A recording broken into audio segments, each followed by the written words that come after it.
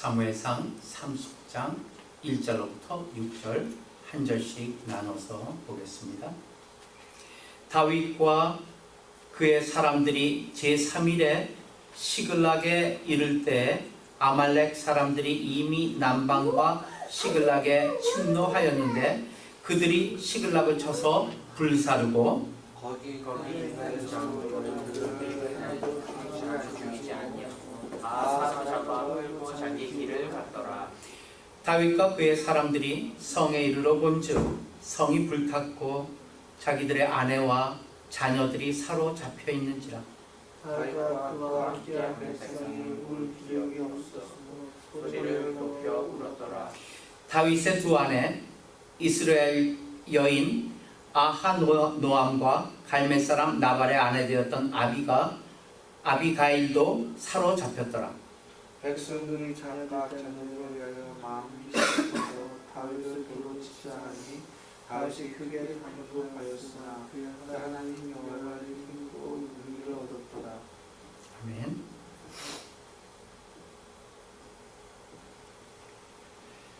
다윗이 골리앗을 죽인 다음에 백성들에게서 인기가 대단히 높아졌어요.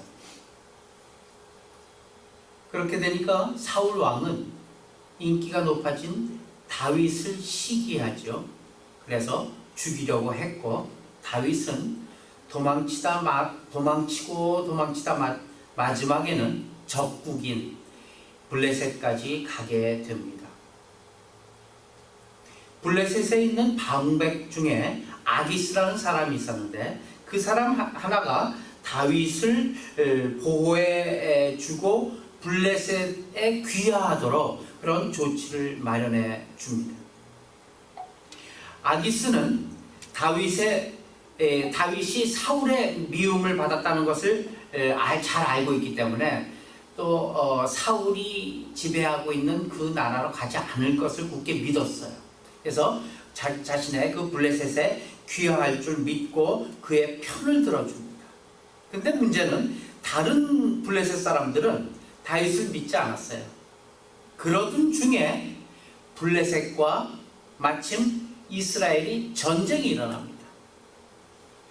아기스는 이 전쟁이야말로 다윗의 진짜 마음, 속에 있는 마음을 잘 읽어볼 수 있는 좋은 기회다 이렇게 생각을 합니다. 그리고 다윗이 블레셋 사람이 된 증거를 보여줄 그런 좋은 찬스다 이렇게 생각을 하죠.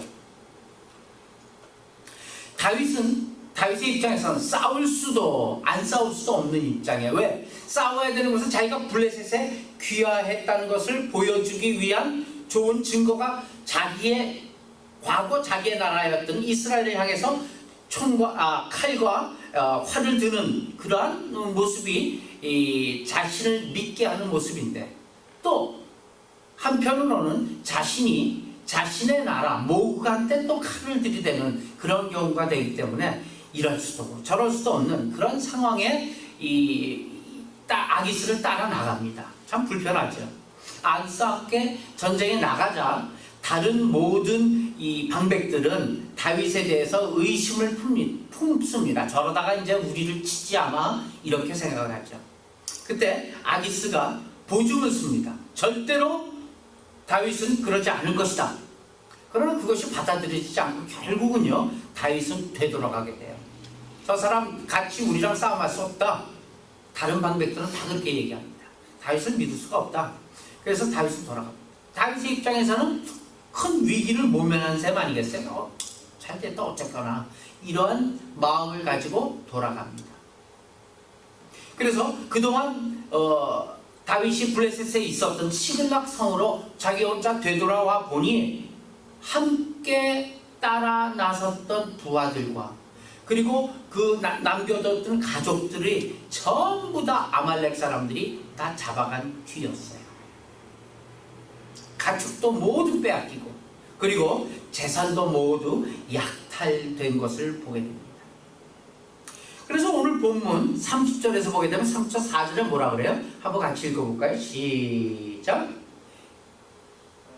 다윗과 그와 함께한 백성이 울 기력이 없도록 소리 높여 울었더라. 울 기력이 없도록. 이제 더 이상 울 힘이 없는 거예요. 그렇게 되도록 소리 높여 울었다라고 진술하고 있어요. 다윗의 입장에서는 다행이다 생각했는데, 하나님께서 보호해 주시는구나 생각했는데, 웬걸 가보니 자기 갖고 있었던 소유와 모든 자기 민족들, 자기하고 함께 따랐던 부하들 모조리 다 잡아가서 아무것도 없어요. 다윗의 입장에서 어떻겠어요? 그러나 이것은 다윗을 훈련시키는 하나님의 과정이었습니다. 다윗은 그의 전생애를 볼 때 골리앗과 싸워서 이겼을 때 그때 한번 반짝합니다. 사실은 그의 전생애를 쭉 성경을 통해서 살펴보게 되면은 잠깐 반짝했던 골리앗과의 싸움 외에는 그 후로부터는 가혹한 훈련의 연속이었어요. 하나님은 다윗에게 무슨 왕이 되어서 할 왕의 길, 왕도라든가 전쟁하는 법이라든가 이런 거를 가르친 적이 없어요.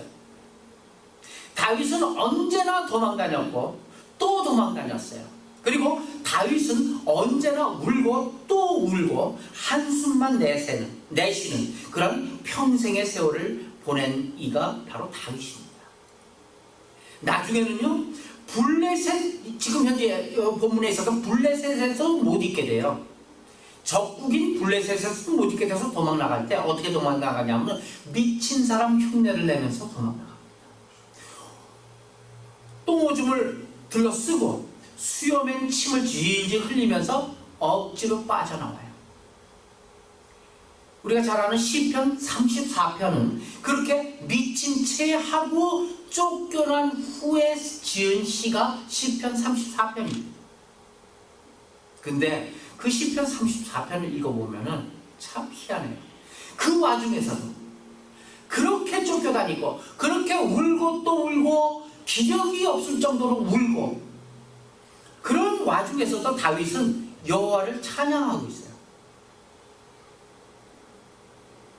너희는 여호와의 선하심을 맛보아 알지어다. 지금 다윗은 지금 하나님의 선하심을 매 순간순간마다 매 인생의 모든 부분에서 그 맛보아 알고 있다는 얘기예요, 지금. 이런 차원에서 볼 때 다윗이 대단한 게 아니라 지금은 하나님을 얘기하고자 하는 거예요. 이런 차원에서, 다윗의 이런 차원에서 볼 때 하나님이 하나님의 사람을 쓰고자 할 때 하나님은 무엇을 요구하시는가? 이것을 한번 우리 스스로 질문해 볼 이유가 생기는 것이죠. 각자 한번 생각해 보세요. 하나님이 하나님의 사람을 쓰고자 할 때 하나님께서 원하시는 게 무엇인가? 우리가 보통 생각하는 그러한 것들, 하나님은 무엇을 원하실까?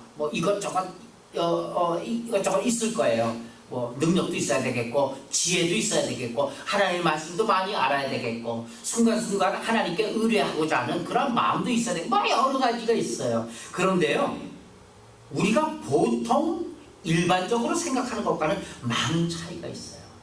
그것을 오늘 살펴보고자 하는 것이죠.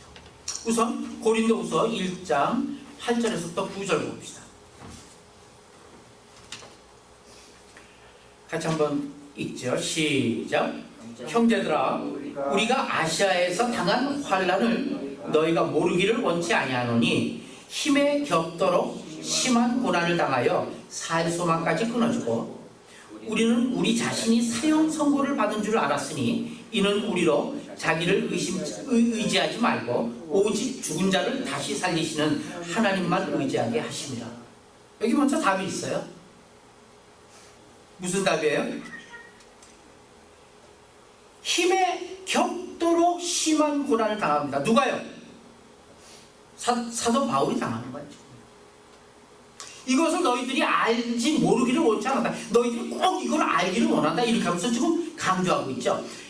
힘에 겹도록 심한 고난을 당해서 살 소망까지 끊어줬다 그래요. 아, 이제는 죽었구나. 살 소망까지 끊어진 거예요. 살겠다는 이유가 하나도 없는 거예요. 살 소망까지 끊어지고, 또 우리 자신이 사형 선고를 받은 줄 알았다. 이제 죽는구나. 왜 이러한 마음을 품게 됐냐 이 얘기죠.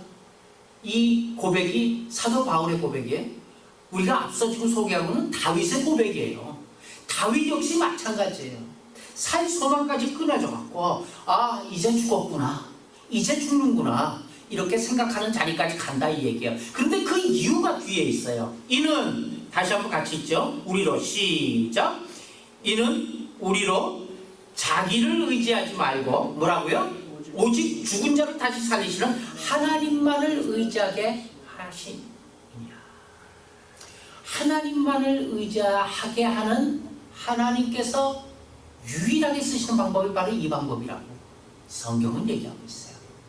오직 하나님만을 붙드는 우리가 되게 하기 위해서 살 소망까지 끊어놓으신다는 사실입니다. 얼마나 큰 차이가 있는지 몰라요.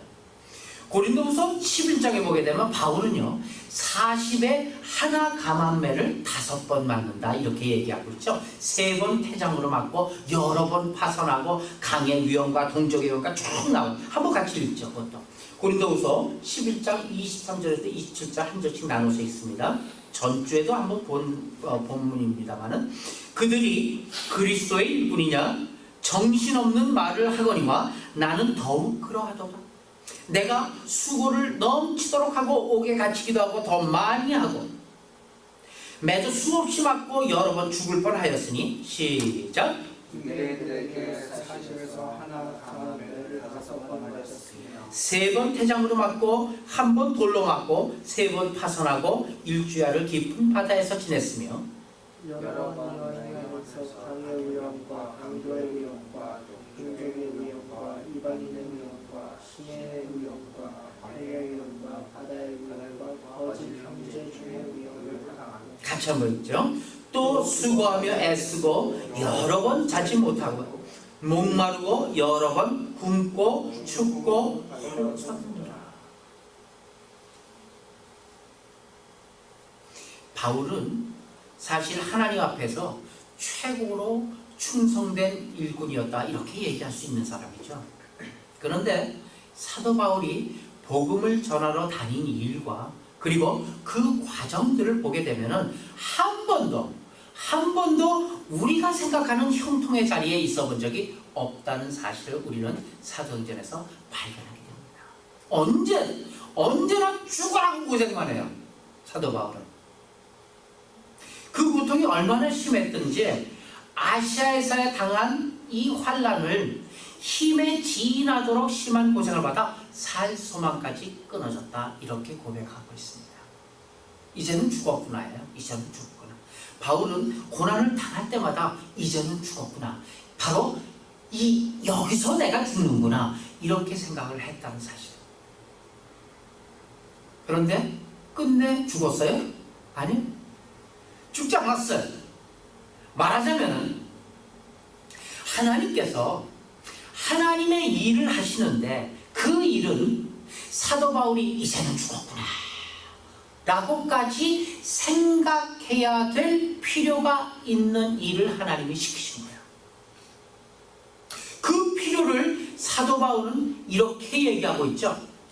이는 우리로 자신을 의뢰하지 말고 오직 죽은 자를 다시 살리시는 하나님만을 의뢰하게 하시니라. 바울은 하나님의 마음을 읽었어요. 이 이유가 무엇이냐? 우리는 어때요? 수많은 그 환난과 고통과 이런 것이 앞을 가리고 막을 때 이건 하나님의 뜻이 아닌가? 하나님이 이 길을 막으시는 것인가? 내가 무엇을 잘못해갖고 하나님께서 이렇게 벌 주시는 것인가? 이렇게 생각해요. 그리고 기도하죠. 하나님, 내가 잘못했으니, 자우지간 내가 잘못했으니 이 길만은 피하게 해주십시오. 이렇게 기도합니다. 우리의 생각들이 이런 생각이에요. 우리의 개념과 바울의 개념이 얼마나 다르나? 바울은 뭐예요? 이는 우리 자신을 의지하지 말고 오직 하나님만을, 오직 죽은 자를 살리시는 하나님만을 의뢰하게 하시기 위해서 이러한 고통, 이러한 환난, 이러한 어려움, 이러한 난관을 우리 앞에 놓으셨다 이 얘기예요. 우리도 다 바울과 같이 하나님의 일을 하고 있습니다.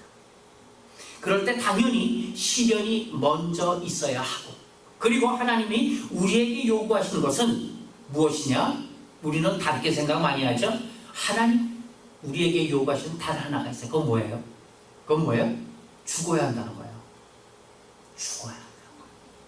어떤 의미에서는 하나님께서 우리에게 열심도 원하시지 않고 충성도 원하시지 않습니다.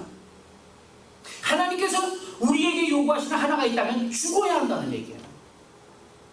너 그걸로 죽어라 이 얘기예요. 그래서 고린도후서 12장에서 바울은 자기 질병으로 인한 고통, 그것을 기도하죠. 이 가시를 내게서 뽑아주십시오. 이렇게 간절히 구하지만 하나님께서는 달리 대답하시지 않습니까? 뭐라 그러죠? 고린도후서 12장 7절로부터 9절입니다. 같이 한번 읽죠. 시작. 여러 계시를 받은 것이 지극히 크므로 너무 자만하지 않게 하시려고 내 육체의 가시 곧 사단의 사자를 주셨으니 이는 나를 쳐서 너무 자만하지 않게 하려 하시노라.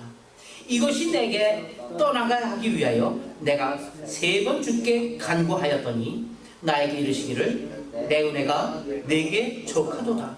이는 내 능력이 약한 데서 온전해짐이다 하신지라. 그러므로 도리어 크게 기뻐함으로 나의 여러 약한 것들에 대하여 자랑하리니 이는 그리스도의 능력이 내게 머물게 하려 함이라. 언제까지나 우리의 약한 것을 깨닫고 약한 것을 자랑하고 약한 것을 부끄러워할 때 그때 하나님의 능력이 내게 머문다는 사실입니다. 사도 바울이 자신을 설명한 것을 보면요, 자기 자신이요, 외모도 볼품이 없대요. 그리고 언변도 말주변도 어눌했던 것으로 성경은 얘기하고 있어요. 말을 그렇게 천산유수처럼 잘한 그런 사도 바울이 아니었대요. 그런데다가 지금 고린도후서에서 보게 되니까 고질병까지 있는 거야. 그런 고질병까지 갖고 있었다면 하나님의 일을 하는데 치명적 아니겠어요? 많이 그러잖아요. 목사님도 잘생기면은 이 전도가 잘 되고 교회가 부흥한다 막 그러잖아요. 말 잘하면 재밌게 웃기고 그러면 부흥한다 하는데 하나님께서 보시는 건 전혀 다른 것이에요. 사도 바울의 경우 말도 잘 못해, 잘생기지도 못해, 거기에 고질병까지 갖고 있어요. 그래서 잘 못생긴 거나 잘 말 못하는 것은 어찌할 수 없다 치고 이 질병 하나는 좀 고쳐달라고 하나님께 간절히 간구했다는 얘기예요. 그런데 어떻게 해요? 내 은혜가 내게 족하다. 사실 이 질병 고쳐달라는 것도 자기 자신을 위해서 그래요? 아니죠. 사도 바울이 자신의 편안함을 위해서 이 질병 하나만은 고쳐달라고 요구했습니까? 절대로 그렇지 않아요. 왜냐? 어디가 큰 거냐면 사실 그는 감옥에 갇혔든지 어디에 있든지 걱정을 안 하는 사람이었다라고 사도행전은 증거하고 있어요. 사도행전 20장에서 보게 되면은 예루살렘에 올라가면은 당신 잡힌다, 잡혀갖고 당신 죽을 수 있어 라고 주변에서 다 말도했을 때도 내가 죽게 받은 바 사명을 완수하는 거라면은 생명을 조금 더 귀하게 여기지 아니하노라 하면서 죽을 거 각오하고 예루살렘 성전으로 올라갔던 자예요. 그만큼 자기 자신을 위해서는, 자기 어떤 목숨을 위해서는 내놓고 있는 사람이었어요. 그렇기 때문에 여기 지금 질병에 대한 요구도 좀 질병으로 인해서 건강케 해주세요. 이 기도는 자기 자신의 편안함을 위해서 기도한 것은 절대로 아닙니다. 다른 부분의 요구죠. 주의 복음을 위해서 간절하게 요구한 거예요. 좀 몸이라도 좀 멀쩡하면, 몸이라도 좀 건강하면 그나마 주의 복음 전하는데 얼마나 도움이 되겠습니까? 하나님 앞에 그 하나님의 복음을 놓고 간절하게 구한 것입니다. 그럼에도 불구하고 주님께서는 뭐라 그래요? 치료를 거부하십니다. No! 이것이 하나님의 마음. 바울의 마음과 상다르죠. 바울은 열심히 있었어요. 열심에 관한 부분에서 재미있는 구절은 어디에 있냐면 마태복음 16장 16절이죠. 시작. 시몬 베드로가 대답하여 이르시되 주는 그리스도시요 살아계신 하나님의 아들이시니라. 얼마나 열심히 해요 베드로가. 주님께서 참 어렵게 며칠 후에 내가 잡혀서 죽게 되고 그리고 3일 후에 부활하여 할지니라 이렇게 얘기를 했더니 대번에 열심히 있는 베드로가 나서서 그런 일이 결코 주님께 있지 않을 것입니다. 결코 그 일이 있기는 제가 막겠습니다. 이렇게 얘기했죠. 얼마나 큰 열심이에요.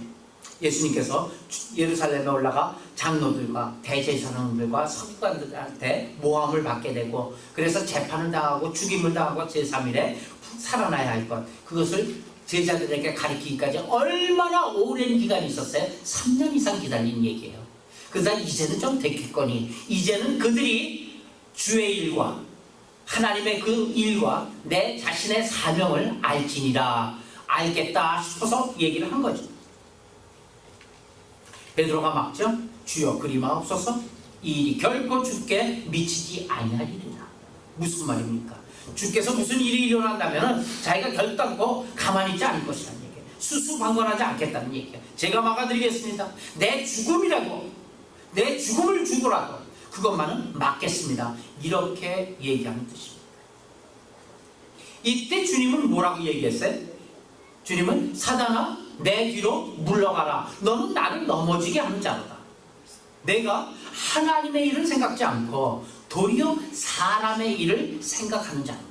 이렇게 얘기하고는 제자들에게 말하기는 아무도 이제 나를 따라오려거든 자기를 부인하고 자기 십자가를 지고 나를 좇을 것이니라 이렇게 얘기를 합니다.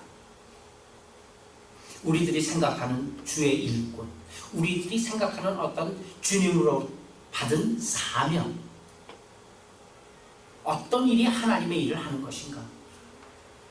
우리는 당연히 하나님의 일꾼이 돼야 되죠. 당연합니다.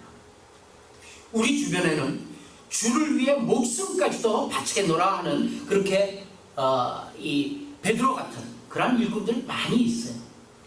그러나 이 부분에 있어서 많은 오해가 있다는 사실.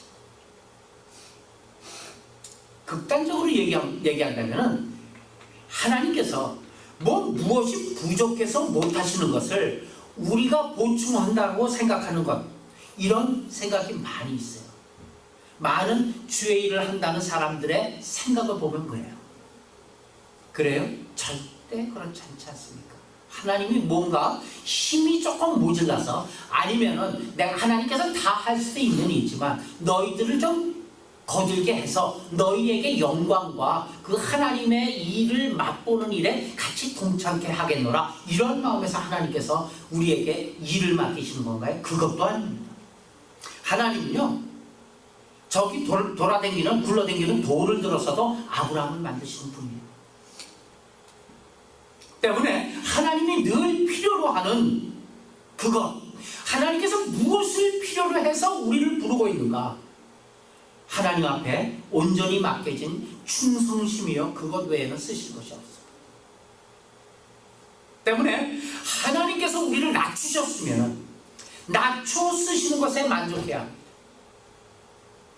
하나님께서 우리를 들어 쓰시면 또 그것으로 만족해야 합니다. 하나님은 어떻게 하사든지 하나님의 일을 승리로 이끄셔야 말 것입니다. 그런데 꼭 우리는 이렇게 생각해요. 우리가 승리하는 것이 곧 주님이 승리하는 것이다. 이렇게 해서 우리가 승리를 해야 됩니다. 이렇게 생각합니다. 많은 설교가 또 그쪽에 쏠려 있습니다.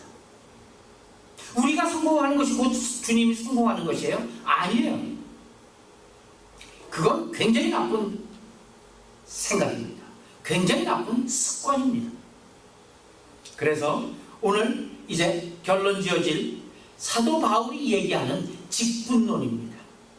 사실은 오늘 말씀의 제목을 제가 달기는 봉사란 무엇인가로 달았지만 직분, 하나님께서 주시는 직분의 그 직분의 뜻이 무엇인가를 갖다가 오늘 말씀의 주제로 삼은 것이죠. 디모데전서 1장 12절부터 10절까지가 직분론입니다. 사도 바울의 직분론이다. 이렇게 제목을 지을 수 있는 구절입니다. 한 절씩 나눠서 읽습니다. 12절 제가 봅니다.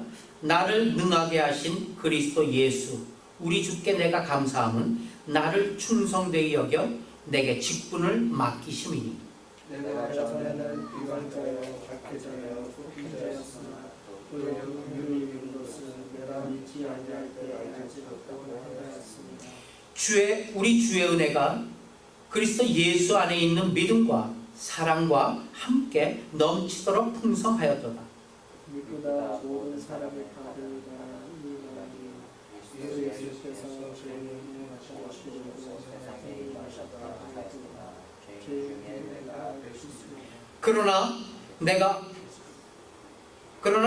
긍휼을 입은 까닭은 예수 그리스도께서 내게 먼저 일체 오래 참으심을 보이사 후에 주를 믿어 영생하는 자들에게 본이 되게 하려 하심이라. 영원하신 왕 곧 썩지 아니하고 보이지 아니하고 홀로 하나이신 하나님께 존귀와 영광과 영원히 되도록 있을지어다. 아멘. 하나님이 나를 충성되이 여겨 내게 직분을 맡기신 것, 이유를 얘기하고 있죠. 그 이유가 뭐냐면 내게 능력이 있어서가 아니다. 먼저 이것이 전제되고 있어요. 내가 능력이 있어서 하나님께서 내게 직분을 맡긴 게 아니다. 이 얘기예요. 마찬가지로 우리에게도 모두 적용될 수 있는 말씀이에요. 교회가 내게 직분을 맡긴 것은 내가 무슨 뾰족한 능력이 있어서 맡긴 게 결코 아니다. 그러므로 충성되이 여겼다는 것도 내가 충성심이 있었다는 얘기가 아니지요. 하나님께서 나를 그렇게 보아주셨다는 얘기죠. 특별히 내가 사도 바울이 뭔가 충성심이 있어서 하나님께서 너 참 충성심이 크구나, 너 충성심이 많구나 해서 나를 세워서 사도로 만드는 건 아니다는 얘기예요. 왜? 뒤에 설명이 있잖아요. 내가 회방자요, 핍박자요, 포행자였다. 이렇게 고백하고 있어요. 그런데도 그런 나를 부르셨다 이 얘기예요. 그렇죠? 내가 능력이 있어서 부른 것도 아니고 충성심이 있어서 부른 게 절대 아니다라는 것에 대한 증거예요. 회방자요, 핍박자요, 포행자였지만 그가 나를 부르셨다. 왜 나를 부르셨는가? 그러면은 주의 은혜가 그리스도 예수 안에 있는 믿음과 사랑과 함께 넘치도록 풍성했기 때문에 나 같은 것도 용납해 주셨다는 것이 지금 자신을 얘기하고 있는 그 설명입니다. 그리스도 안에 있는 사랑과 믿음이 풍성해서 나 같은 것도 용납해 주시고 불렀다는 거지, 나에게 어떤 쓸만한 구석이 있어서 불렀다는 말이 아니다는 얘기죠. 그러면서 나를 이렇게 품어주시고 나를 직분자로 불러주신 것은, 그 이유는 뭐냐면 예수 그리스도께서 죄인을 구원하시려고 오셔서 나를 구원하시고 나에게 직임을 주셨고 모든 사람도 또 그렇게 구원하는 분이시더라, 이렇게 얘기하는 거죠. 왜 주님께서는 죄인 중에 괴수인 나를 들어 쓰셨을까? 여기에 관점이 있어요. 왜 주님께서는 죄인 중에서도 아주 지독한 죄인인, 괴수인 나를 들어 쓰셨을까? 내가 먼저 구원을 얻은 것은 후에 주를 믿어 영생하는 자들에게 본이 되게 하시기 위해서, 샘플이 되게 하시기 위해서. 다시 얘기하면 저런 것도 구원을 얻는 걸 보니까 나는 희망이 있구나, 이 마음 주시기 위해서 자기를 구원하셨다는 얘기예요. 사도 바울, 죄인 중에 괴수, 저 핍박자와 회방자였으며 그리스도 예수를 믿는 자들이 다 전부 다 굴비 꿰듯이 꽤 갖고서 예루살렘 교회로 앞서 맞은 아주 적그리스도 중에 적그리스도인 저 사도 바울을 세워서 사도로 만드는 것은, 그리고 사도의 직임을 준 것은 저 따위 것도, 저런 괴수도 구원을 받는다면 나라면은 희망이 있구나, 이것 때문에 나를 쓰셨다는 고백이에요. 바로 이 개념이 직분론의 대표적인 개념이 돼야 되는 거예요. 나보다 훨씬 못난 사람이 하나님 앞에서 무엇인가 하는 걸 보면은 나로 하여금 희망을 갖게 하기 위해서 저 별 볼일 없는 것도 하나님 앞에서 쓰임 받는데 나는 괜찮다 이 얘기예요. 나를 사용하시는 거. 그런 걸로 또 나를 사용하시는 거예요. 나처럼 별 볼일 없는 것도 쓰시는데 당신 같은 사람은 당연히 하나님 쓰시지 않겠소. 이거 보여주기 위해서 나를 쓴다니까요. 이것이 사도 바울의 생각이자 주님의 생각이에요. 하나님의 직분론이에요. 근데 우리는 어떻게 생각해요? 내가 뭔가 괜찮으니까, 실력이 있으니까 하나님께서 나를 써서 이 일을 행하시면서 그게 잘 되게 되고 성공되게 돼서 그 영광을 하나님과 함께 나눠서 갖기 위해서, 그래서 나를 쓰신 거야. 저 사람 같았으면 절대로 못하지. 되겠어? 저 사람 같았으면? 내가 했기 때문에 된 거야. 하나님께서 잘 보고 잘 골랐지. 이렇게 생각하는 거야. 바울의 이야기는 뭡니까?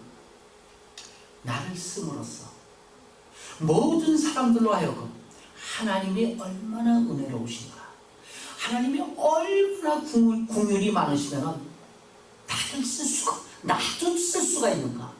저 바울을 보니 나 같은 자도 희망이 있구나. 곧 직분자라. 결국 쓰임으로 말미암아 하나님이 얼마나 영광스러우시고 얼마나 자비로우시고 저 사람 썼어? 얼마나 은혜로우신가. 이것을 드러내는데 목적이 있다는 사실이에요. 이것이 하나님께서 부르신 목적이요, 직분을 주시는 목적입니다. 우리가 무슨 굉장한 일을 한다는 거 사실 뭐 그런 것도 이유가 있기는 있어요. 그러나 그것은 차선의 목표예요. 그 맨 뒤에 나오는 거예요. 그래서 결국 모든 직분자들 혹은 모든 하나님의 교회에서 봉사를 맡은 사람들이 신경 쓰고 해야 되는 일은 나 아니면 못한다. 하나님이 나에게 이 일을 맡겼다. 그래서 내가 이 능력이 있어야 된다가 아니라 하나님이 나 같은 것도 써주신다. 나를 쓰므로 무엇이 증명되어야 하냐면은 나 같은 것도 하나님께서 쓰시면은 하나님의 일을 할 수 있는 것이라는 걸 증명하는 일에 내가 쓰임받아야 되는 것이죠. 바로 거기에 우리의 마음을 쓰고 있어야 되는 거예요. 나 아니면 일 못한다. 그게 아니라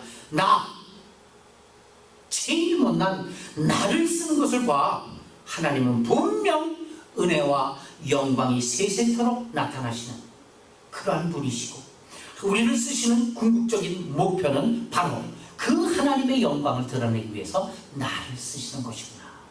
이것을 잘 알아야 되고, 이것이 바로 신자의 직분론임을, 신자가 하나님으로부터 부름받아서 쓰임받는 목적, 골이 되는 것임을 잘 기억하시고, 하나님께서 나를 부르실 때 나 같은 것도 부르신다는 걸 깨달아 그 일에 충성하는 우리 모두가 되시길 예수님의 이름으로 축원합니다. 기도합시다.